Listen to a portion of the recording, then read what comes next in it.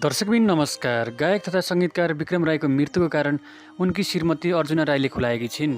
हो दर्शकबिन, यति बेला अर्जुनामाथि आफ्नै श्रीमान विक्रम राईको हत्याको आरोप लागेको छ।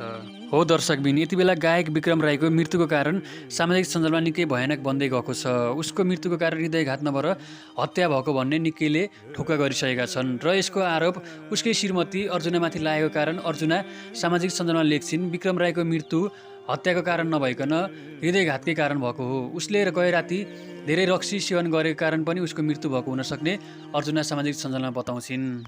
आफूमाथि यस्तो आरोप लागिसकेपछि अर्जुना लेख्छिन्, मैले यति धेरै माया गरेको मान्छेलाई म कसरी हत्या गर्न सक्छु? विक्रमसँग त मैले 7 जुनी सँगै बिताउने भनेर बाचा गरिसकेको थिएँ। हो दर्शकबिन, अब यति बेला हामीले विश्वास कसो गर्ने? के विक्रम राईको हत्या उनकै श्रीमतीले गरेकी हुन् त? यदि उनले हत्या गरेकी थिएनन् भने फेरि विक्रम राईको दाइले उनीमाथि यत्रो आरोप किन लगाए त?